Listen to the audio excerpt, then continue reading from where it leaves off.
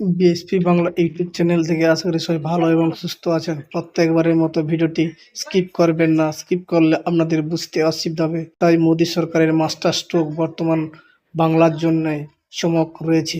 বর্তমান সময়ে যুগের সঙ্গে তাল মিলিয়ে দেশ জুড়ে সম্প্রসারিত হচ্ছে রেলপথ। ঠিক এই আবহে এবার একটি বড় আপডেট সামনে এসেছে।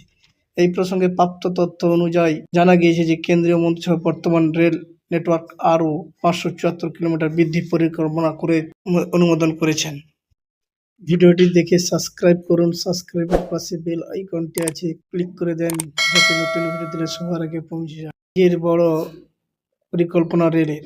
জানিয়ে রাখি যে 4টি প্রকল্পের জন্য মোট ব্যয় হবে 11,169 কোটি টাকা। 2028-29 সালের মধ্যে এগুলি সম্পন্ন হবে।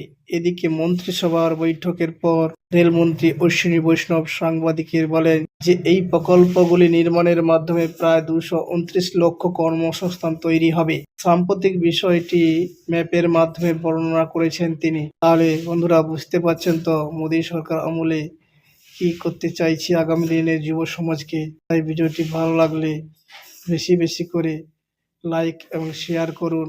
এরপরে অনুমোদিত পরিকল্পনার মাধ্যমে মধ্যপ্রদেশের বারাণসী এবং মহারাষ্ট্রের নাগপুরের মধ্যে একটি নতুন চতুর্থ লাইন নির্মাণ অন্তর্ভুক্ত রয়েছে, যা 339 কিলোমিটার দীর্ঘ হবে। ওই রুটে ইন্ডিয়ান রেলওয়ের 37টি স্টেশন এবং 36টি বড় সেতু থাকবে। একইভাবে ছত্রপতি সন্তাজিনগর থেকে ভানি পর্যন্ত 177 কিলোমিটার দীর্ঘ লাইন দ্বিগুণ করতে 2,179 কোটি টাকা খরচ হবে। এই অংশে একাধিক শিল্পাঞ্চল রয়েছে। মতো অবস্থায় যাত্রীদের পরিষেবা দেওয়ার পাশাপাশি পণ্য পরিবহনের সুবিধা হবে। তিনি আরও বলেন, এদিকে পশ্চিমবঙ্গের আলুয়াড়ি রোড থেকে নিউ জলপাইগুড়ি পর্যন্ত তৃতীয় এবং চতুর্থ লাইন অনুমোদন করা হয়েছে, যা বিহারের কিষানগঞ্জের মধ্য দিয়ে যাবে। 57 কিলোমিটার দীর্ঘ এই ট্র্যাকটি নির্মাণে খরচ হবে 1,786 কোটি টাকা। টাঙ্গপোশি এবং জারোলি হল তৃতীয় চতুর্থ লাইন।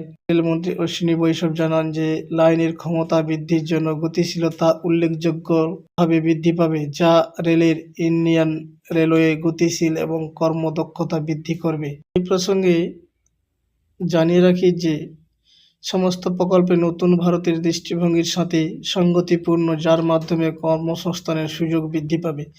এর ফলে 2,309টি গ্রামের প্রায় 44 লক্ষ মানুষের যোগাযোগ বৃদ্ধি পাবে। এই লাইনগুলির মাধ্যমে কয়লা, সিমেন্ট, ক্লিংকার এবং জিপসাম এবং কন্টেনার, ফ্লাই অ্যাশ, কৃষি পণ্য এবং পেট্রোলিয়াম পণ্য পরিবাহিত হবে। তা আপনারা কি মনে করেন এই ভিডিওটি দেখে? তাই কমেন্ট বক্সে কমেন্ট লিখে পাঠান এবং থ্যাংক ইউ।